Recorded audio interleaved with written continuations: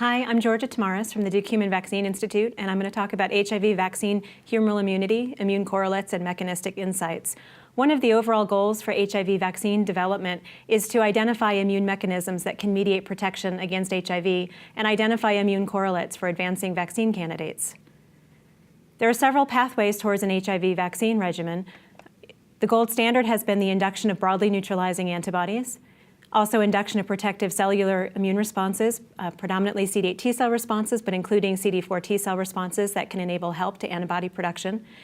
We've also been looking at the induction of antibodies that use both the antigen binding site and the Fc regions of the antibody to block HIV that may not be necessarily broadly neutralizing. This will be the focus of my talk, is trying to understand humoral mechanisms that utilize antibodies that can both recognize HIV and potentially engage effector cells as a potential pathway for an effective HIV vaccine regimen. So in my talk, I'll talk about the considerations for humoral immune profiling of vaccine trials, the results of HIV vaccine efficacy trials, HIV humoral immune correlates of risk, antibody effector function, and the interacting antibody response. We'll also talk about benchmarking HIV vaccine candidates against the one partially efficacious vaccine regimen, and then talk about next steps, how to improve upon the one partially efficacious vaccine regimen in terms of breadth, location, antibody function, and impact of continued boosting. When we think of what we want a vaccine to do in terms of inducing different types of antibody responses, and profiling the humoral immune response to different HIV vaccine regimen, we know that there are contributing factors underlying a productive antibody response, such as host genetics that can influence particular antibody responses, pre-existing immunity or inflammation, innate stimulation, antigen presentation, CD4 T cell help. All of these factors underpin the different antibody effector mechanisms that might be elicited by different HIV vaccine regimens.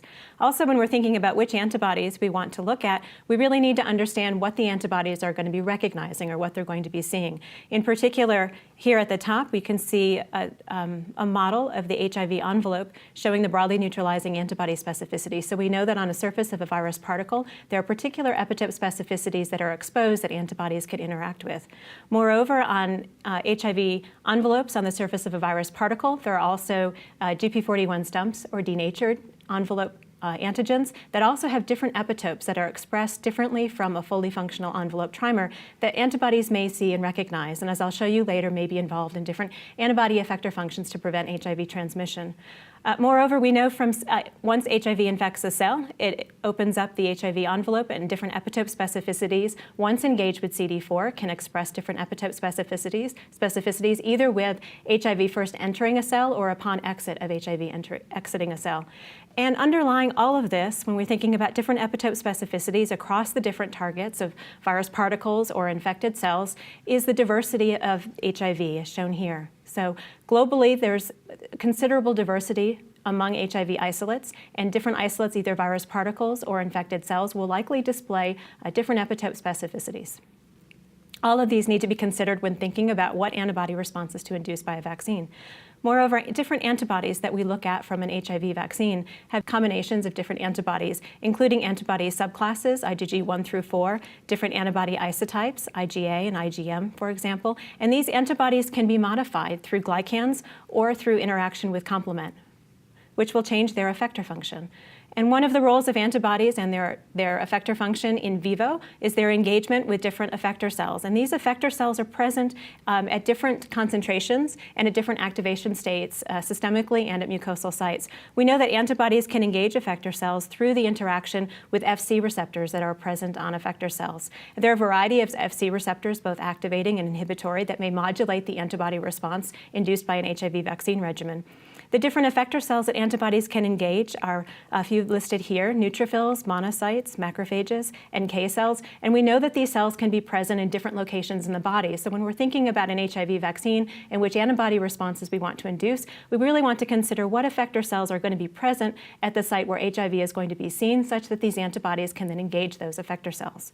So moreover, in thinking about where we want antibodies to interact, we can think of immune geography, or where the location of where HIV is being transmitted. There's a lot of work going on in the non-human primate model, demonstrating ways of antibodies can protect in the NHP model. A lot of work is ongoing to see how non-human primate models can be bridged to human clinical trials to understand the interactions of antibodies at different locations. There are different sites of transmission, both in the female genital tract and in men, and whether or not the antibody responses are interacting in the same way will be important to understand. There's also the role of antibody responses in infants and in mother-to-child transmission, which may need to be considered. What we don't know is if antibodies and the different effector functions that will be protective with an HIV vaccine will be the same across all of these model systems. Now, antibodies can interact in a variety of ways to stop HIV infection. So as I showed you, there are multiple different types of antibodies, subclasses and isotypes that can be elicited by an HIV vaccine regimen. Although the gold standard is for these antibodies to directly neutralize virus particles, we know that antibodies can also block HIV at several other ways. First is they can block through prevention at a physical barrier at the mucosal site. So HIV antibodies may be able to bind to HIV virus particles and block HIV from moving across the mucosal barrier, so as a physical prevention method. We also know that antibodies can engage effector cells through their Fc receptor and modulate downstream effects of antibody responses, as well as potentially engulfing HIV virus particles. And then antibodies can also recognize infected cells and then engage other effector cells to modulate or kill infected target cells. So understanding all of these different antibody responses and the potential effector functions will be important for evaluating HIV vaccine clinical trials. So one thing we can do going forward is look at the human efficacy studies that have already been completed to help inform both the preclinical and clinical studies going forward. So what can be learned from the HIV human vaccine efficacy trials? First, we can identify hypotheses to test of immune mechanisms that can mediate protection against HIV. And then we can identify potential immune correlates for advancing vaccine candidates going forward. To date, there have been 6 HIV vaccine candidates listed here. All of them are in different geographic locations and different risk categories. Also, they have 4 different vaccine immunogens. The first 2, VAXA03 and 004, used only GP120 envelope protein. The second 2, Step and Fambili, utilized a vector, but no envelope protein. So that was recombinant Ad5 with GAG, POL, and envelope. The third vaccine regimen, RV144, was a vector prime and a protein boost regimen that showed efficacy. The fourth vaccine regimen was DNA prime with a recombinant Ad5 boost, and that was HVTN505 that lacked vaccine efficacy. So our insights from these different vaccine candidates to date are shown here. So the only vaccine regimen that showed some level of vaccine efficacy was RV144 at 31% with earlier efficacy at the earlier time points post-vaccination. However, in some of the other vaccine trials, as you'll see here, although there was no protection at the population level, immune correlates of risk could be identified in those who immune responses that correlated with lower HIV risk. There's also the virus sieve analysis, trying to understand how antibodies or other immune responses may have modulated viruses that were transmitted in those who were vaccinated versus those who were not vaccinated. And finally, we know that only one vaccine regimen demonstrated efficacy, and that was RV144. So going forward and looking at these different vaccine regimens, we're trying to understand the importance of identifying an immune correlate of protection. So the reason is immune correlates are very useful going forward for shortening trials and reducing cost, guiding regulatory decisions, guiding immunization policy, bridging efficacy of a vaccine observed in a trial to new settings, and to guide iterative improvement of vaccines between basic, preclinical, as well as clinical research. So what do the correlates mean? So we know from publications by Stanley Plotkin and Peter Gilbert in defining the correlates of protection that correlates of protection can either be mechanistic or non-mechanistic.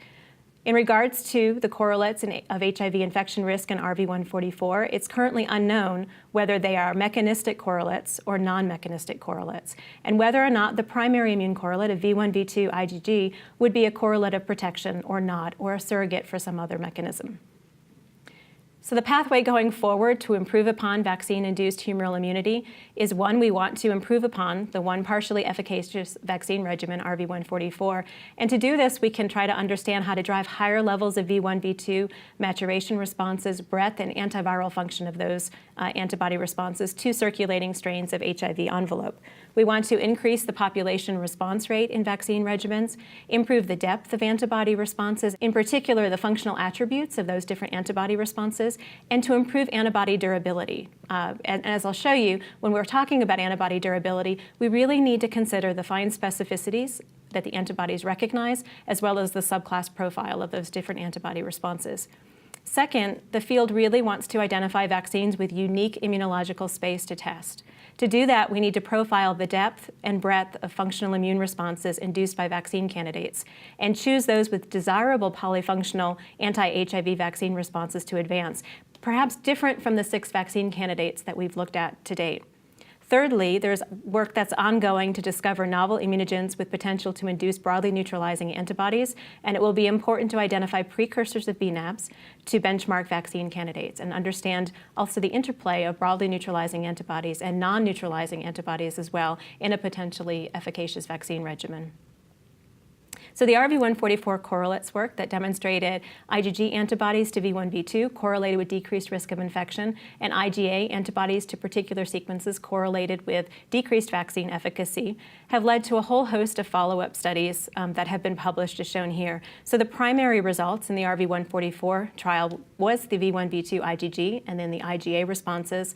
Also, as part of that analysis, there was an interaction analysis that showed that antibodies, antibody avidity, ADCC, tier 1 neutralizing antibodies, and CD4 T-cell magnitude correlated with a decreased HIV risk in those with low IgA responses to particular epitope specificities.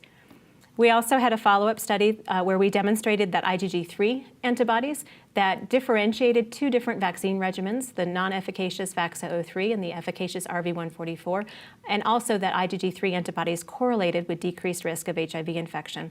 Additional follow-up studies demonstrated that polyfunctional CD4 T-cell responses correlated with protection, and work by Susan Zola-Pasner and others showed that V3 antibodies, as well as the breadth of the V2 response, correlated with decreased risk of infection. Moreover, interesting studies related, I mentioned the underlying mechanisms of host genetics. Well, in RV144, there were 2 different studies listed here, one by Sue Lee et al. And the other one by Prentice et al., that demonstrated the interplay of host genetics and vaccine-induced antibody responses, which will be important for us to consider looking at in follow-up studies in different populations around the world. As I mentioned, we demonstrated that IgG3 antibodies to the V1v2 loop of the HIV envelope correlated with decreased HIV risk. We also demonstrated that these IgG3 envelope antibodies were correlated with a functional profile. In particular, they were correlated with ADCC responses as well as a polyfunctional antibody response. We also noted from these different vaccine trials, the natural IgG3 response has a shorter half-life, declined over time, whereas the kinetics demonstrated that the subclass profile skewed towards higher IgG4 responses over time. And follow-up studies in a paper published recently in Cell was demonstrated that the IgG3 potentially protective signatures are either a surrogate of an effective antibody response or they contribute in combination with multiple other antibody features to induce antiviral activity. So that demonstrates really that there are building blocks of protective humoral immunity that we need to consider, in addition to the 2 primary immune responses that correlated with decreased HIV risk. We really need to consider the epitope breadth, the subclass, effector function, and location, whether or not these antibodies are present in the mucosal site or in the blood. We know from looking at these studies in RV144 that antibodies, as I mentioned, induced a polyclonal antibody response. So we had a mixture of antibody subclasses and isotypes of multiple specificities that were elicited, and this is true for most every vaccine regimen to date. And what we identified is that these antibodies don't act individually, but they act in concert together. And they can act in concert to have both negative and positive effects for the host. Negative effects could be blocking, so we demonstrated evidence of IgA blocking IgG effector function through ADCC. IgG4 can also mediate these blocking effects because they don't bind to the same cellular Fc receptors to engage the same types of effector cells. We also identified, just looking at correlations of antibody specificities in different antiviral functions, and identified also that anti-IgG3 antibodies were correlated with antibody function. In addition, antibodies can be additive or synergistic. So antibodies of different specificities we've identified can increase the overall capacity for virion capture and can increase the ability in a synergistic manner for ADCC and other antibody functions. So we know from going forward about the 2 correlates of risk, and one thing that we can use the current HIV vaccine efficacy trials to date for is to try to understand if they confirm or refute the particular mechanisms that we identified in RV144. So as shown here, I've shown those humoral immune responses that correlated with decreased HIV risk, so they were pro-host, and those immune responses that correlated with decreased vaccine efficacy listed here as pro-virus. And these were all identified within the RV144 vaccine regimen. And we've begun to profile a series of other human efficacy trials to understand if they also had these different characteristics of their profile of humoral immune responses that were elicited. And what we've identified in those vaccine regimens that were non-efficacious, VAXA03 and HVTN 505, for example, they had lower levels or no levels of some of the antibody responses that correlated with decreased HIV risk, whereas in some cases they may have had higher responses to those that correlated with decreased vaccine efficacy. So I think this begins to flesh out the picture of different antibody responses, follow-up from RV144, through independent lab confirmation. Also, we've identified through the V2 CIV analysis and V2 monoclonal antibodies, which also support the particular correlates of HIV risk in the RV144 trial. So currently there is a bar set by RV144 for a polyfunctional immune response, including V1, V2, IgG, IgG3 antibodies, Tier 1 neutralizing antibodies, and ADCC antibodies. As a follow-up for understanding, well, now how do we improve upon that one partially efficacious vaccine regimen? We know from work from Susan Zola-Pasner and others that the breadth of the V2 response was important in contributing to the decreased HIV risk that we saw in RV144. As shown here is independent confirmation of the original correlate done both by ELISA and a binding antibody multiplex assay across a range of different V1, V2 antigens of multiple subtypes. At the bottom, I'm showing you the score or the cross-reactivity of the breadth of that V1, V2 response that correlated with decreased risk of HIV infection. So follow-up studies, in order to benchmark both preclinical and human clinical trials, is to try to understand the breadth of the V1, V2 response that different vaccine immunogens can induce. Here, through a program funded by the Bill and Melinda Gates Foundation, with characterized antigen panels with sequences selected from diverse geographic regions across the globe, selected by Betty Korber and David Montefiore, we've pulled together a panel of V1, V2 sequences that will demonstrate breadth of reactivity, as well as a panel of GP120 and GP140 antigens that we can now utilize to evaluate future preclinical and clinical studies to understand the relevance of the breadth of the antibody response, and also in comparison to RV144. As shown here, this is our comparison of the RV144 vaccine regimen post to boost, and compared to VAXA03, which was the non-efficacious vaccine regimen that had 2 protein boosts and then 4 protein boost in the VAXA03 regimen. And what you can see is the breadth of the IgG response to V1, V2 goes up with continued boosting. And in the efficacious vaccine regimen and non-efficacious, you can see this particular antibody response, again highlighting that other immune variables underneath the V1, V2 response are likely going to be what's contributing to the observed correlative risk in RV144. And when we looked at the IgG3 response in RV144 and VAXA03, in contrast to the total IgG response, the IgG3 response declined after continued protein boosting. So the protein boosting continued to skew the antibody effector profile. Now, we have been looking now at future HIV vaccine clinical trials and profiling a vaccine regimen, that's the RV144 vaccine regimen, but now given in South Africa as a proof of concept to understand the immune responses that were induced. And we utilized this panel of V1, V2 antigens to understand the breadth of the response in that vaccine regimen. And we found that, like in the RV144 vaccine regimen given in Thailand, but now given in South Africa, we can see an induction of V1, V2 IgG antibodies that are broad, that are across clade AE, which matches the vaccine immunogen, across clade B and across clade C. Now here we've used a panel of different clade C V1, V2 antigens and identify that although this vaccine regimen induces breadth of clade C responses, there is some weaker responses to different clade C V1, V2s, suggesting that in these clinical trials we may want to include a subtype C immunogen in a vaccine trial that goes into South Africa. Moreover, we wanted to understand if we could predict V1, V2 responses based on the overall binding to the envelope sequence. So we now stratified the V1, V2 responses, both low, medium, and high tertiles, and then I looked to see if we could identify the same tertiles when we looked at IgG responses to the envelope protein. And what we found is that they're very different responses, and you can't predict the V1, V2 breadth from looking at the V1, V2 breadth of the HIV envelope binding response. So when we talk about location, so one of the findings from the RV144 trial was that IgA antibodies of very particular specificities correlated with decreased vaccine efficacy. And we know when we looked in the RV144 vaccine regimen, we looked in blood. So we looked at circulating IgA antibodies, but not mucosal samples because they were not available for RV144.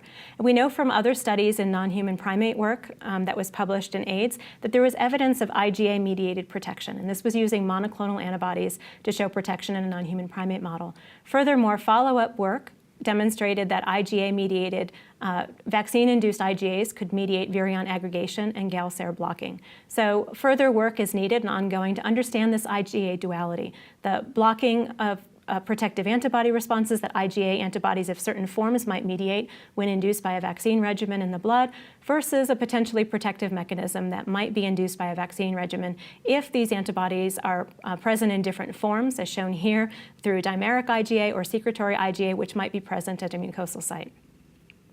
And the reason why it's really important to look at the mucosal immune responses is that HIV is predominantly a sexually transmitted disease, so understanding the presence and the role of vaccine-induced mucosal antibodies is critical. We know from work that's published by Sips et al. And work by Reno Astronomo and Julie McElrath that the effector cells that are present likely at the mucosal site, in particular in the female genital tract, are neutrophils and monocytes. So when we're thinking of vaccines to induce antibody responses, and I mentioned that we'd like to engage those effector cells that will be present at the time of transmission, these may be some of the key effector cells that we need to evaluate. We were very interested in evaluating effector cells also that can modulate activity of both IgG and IgA antibodies. So I'm going to give you an overview of mucosal vaccine studies that have been performed by our laboratory with the HVTN and other groups, some work that you've seen from RV305 and MucoVac2. In general, when we've profiled or others have profiled mucosal antibody responses to HIV vaccine regimens, we get the same fundamental answers in that you can identify IgG antibodies at mucosal sites to the vaccine strain immunogens, whereas IgA responses are lower or absent. So we know that human vaccines now can easily elicit mucosal HIV-specific IgG responses, and they can be induced from a variety of different vector vaccine regimens: DNA, vector, protein adjuvant, vector protein, all at different levels and different specificities depending on the immunogen and I think depending on the adjuvant and the vector. We know from studies in HVTN 088 that there is evidence for low persistence of mucosal IgG over time that can be boosted after a long, prolonged rest period. There is also some evidence of epitope dominance of increased mucosal GP41 responses versus 120 with immunogens that had a full GP140 immunogen sequence. And we know that IgA is possible, but very difficult to induce. If they've been induced in these different vaccine regimens, they're at very low levels and sporadic. So these are going to be more difficult to elicit by an HIV vaccine, whereas IgG responses are going to be easier to elicit. And in general, higher systemic IgG leads to more detectable mucosal IgG responses. However, what we found from our studies and other studies, Robin Chaddock studies, is that these specificities do not always correlate between the compartments. So it's unlikely that we're going to predict from looking in the blood at the antibody responses what's going to be present at the mucosal site. These studies really provide a proof of concept for us that if you know your vaccine immunogen is going to elicit a certain type of antibody specificity with a certain function, it's likely it could be present at the mucosal site to mediate that particular antibody function. So now as I mentioned, we've wanted to look at the effector cells that might be present at the mucosal site. So we focused our studies on looking at phagocytosis by engagement of monocytes, which monocytes have Fc receptors that can engage both IgG and IgA antibodies. Here we've utilized two different assays, one that we worked on with Tom Hope to utilize a fluorescently labeled virus particle that's infectious, as well as a bead-based system using fluorescent beads. We first generate immune complexes and then incubate those immune complexes, so antibodies with virus particles or antibodies with antigen-coated beads, and then look for the ability of phagocytes, in this case primary monocytes, and a cell line to engage the antibody, and the antibody is going to engage the virus particle to mediate phagocytosis. Here we wanted to understand, as a follow-up from the RV144 study, I mentioned that we had a series of correlates of antibody specificities and isotypes and subclasses that correlated with particular function. And now we wanted to go in very specifically and look at comparing different subclasses and isotypes and understand how they might modulate different effector functions differently, having the same specificity. So here we generated recombinant antibodies of the same specificity, showing you here looking at IgA1 and IgA2 antibodies, IgG1 and IgG3, and a variety of different specificities. So looking at the primary specificity in RV144 that correlated V1, V2 responses, as well as other antibody specificities such as GP41, highlighted by 7b2 monoclonal, which is a non-neutralizing antibody response. This type of antibody response is elicited in other vaccine regimens, so it's our way of profiling a different immunological space from RV144 as well. We also looked at CD4 binding site antibodies, so broadly neutralizing and lower neutralization of CD4 binding site antibodies to understand if that specificity in the context of different subclasses will mediate different effector function. These are the controls showing for our phagocytosis assay, showing our negative control, a broadly neutralizing CH31 antibody, which can mediate phagocytosis of an infectious virus particle by primary monocytes, and a non-neutralizing antibody that targets GP41 that's similar to the neutralizing antibody now can engage virus particles and mediate phagocytosis. Such as a proof of concept for also vaccine regimens that are looking to elicit broadly neutralizing antibodies. One of their effector functions, in addition to just recognition and neutralization of the virus particle, may be to engage Fc receptors on effector cells, as shown here, through mediation of phagocytosis by primary monocytes. When we looked at IgG1 versus IgG3 in a variety of different specificities, so looking at V1, V2, CD4 binding site, GP41 responses, we identified that IgG3 antibodies mediated significantly higher virion internalization compared to the IgG1 responses. Then we also looked at IgA. Follow-up studies from Ruth Ruprecht's lab demonstrating that IgA1 might be higher than IgA2. We looked at IgA1 versus IgA2 and IgG1 and IgG3 antibody responses. And what we found is that although IgA antibodies can mediate internalization of HIV infectious virus particles, it does so at lower levels than IgG. That's proof of concept that if you induce mucosal antibody responses that are predominantly IgG, they will likely be able to mediate this function. And I wanted to talk a bit about what happens with continued protein boosting. I mentioned in the RV144 comparison to VAXA03, we saw a skewing of the subclass profile with continued protein boosting. There is a follow-up study to RV144 called RV305 that had continued boosting either with ALVAC only or ALVAC plus protein or just ALVAC alone regimen and placebo vaccinees. And what we looked at here is we profiled the subclass antibody response as well as different functional attributes, looking at ADCC, phagocytosis, and virion capture to try to understand how continued vaccine immunogens could modulate those particular antibody specificities as well as different antibody functions. So here we first looked at one of the two correlates for the HIV vaccine efficacy trial. We looked at IgA responses to those different envelope sequences that correlated with decreased vaccine efficacy to try to understand if following a long boost, would we actually increase those levels of IgA responses that correlated with decreased vaccine efficacy. And what we found here is those responses were significantly increased over RV144. So that continued immunization regimen became more of a response that correlated with decreased HIV vaccine efficacy.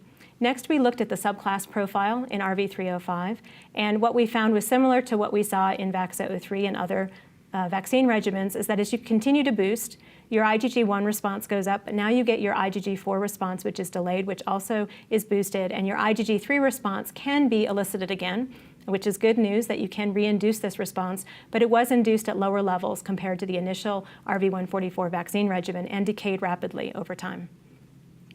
This is very similar to other vaccine regimens, so this is not only true for RV144, but another vaccine regimen, HVTN-088, that was similar in that they had a long rest interval between the follow-up boost. And here we looked at this vaccine regimen because it had antibody responses that did have a polyfunctional profile to try to understand if this induction of IgG3 responses after a long delay was common across vaccine regimens. And what we found was very similar to what I showed you from RV305, is that the follow-up boost in HVTN-088 did increase IgG3 antibody responses, so you could re-elicit this response, but it was at lower levels than the initial vaccine regimen, and those responses also declined more rapidly than the IgG1 responses, while IgG4 responses continued to go up. An interesting work by Guido Ferrari, which highlights also that antibodies may engage different effector cells over time post-vaccine stimulation. And what he's looked at is both how natural killer cells and monocytes can interact with antibodies to lyse infected target cells, and has found that the vaccine can modulate how these antibodies engage either monocytes or NK cells. So over time, we need to consider this activity as well, and how different vaccine immunogens or protein boosting may modulate that activity. We also wanted to understand protein after boosting in RV305. Did the antibody responses mediate improved virion capture or recognition of virus particles? And what we found is that using the vaccine strain immunogen as our HIV virus particle, we found that IgG antibodies could have increased capacity to recognize virus particles after immunization, after a long delay from RV144. Moreover, we looked at antibody-mediated phagocytosis, both looking at phagocytosis of antigen-coated beads as well as phagocytosis of virus particles that represent the vaccine immunogen strain 92TH023. And what we found is that after boosting, the levels of antibodies that could mediate both virus capture as well as phagocytosis now increased, but there actually was a decline in the antibody response that could mediate phagocytosis, perhaps correlating with the subclass profile that we see later after continued protein boosting. So overall, the relevance of these studies for HIV vaccine design is that multiple antibody functions and epitope specificities are a goal for HIV vaccines. Numerous antibody functions can depend on both the recognition of virus particles as well as infected cells, and they can utilize Fc receptors to engage effector cells to mediate these antiviral mechanisms. Antibodies can also interact in a polyclonal vaccine-induced response. Different antibody forms that are elicited from different HIV vaccine regimens, including isotypes and subclasses, they may interact either in a negative or a positive fashion through synergy or additive effects. We also know that there's a clear definition of antibody dynamics, and that the composition of the vaccine-induced antibody response changes over time and may change in response to different vaccine immunogens. In particular, the response may be different to vector or protein, and all of these actually impact the quality of the Fc-mediated antibody functions. So what I've shown you is that the field has gathered insights across biological systems that can inform immune correlates analysis and benchmarking both preclinical and human clinical trials. We know a variety of information about antibody responses. I showed you antibody form is important, different subclasses and isotypes. Antibody function and antibody specificity is critical in mediating different antiviral functions. We also know that the cellular response can provide help to the humoral response going forward. An intersection of understanding the virus sieve analysis from efficacy trials as well as host genetics overall informs our understanding of the biological mechanisms that might be important to induce by an HIV vaccine regimen. I'd like to thank all of the collaborators who worked on this project and our funders, the National Institutes of Health and the Bill and Melinda Gates Foundation. Thank you.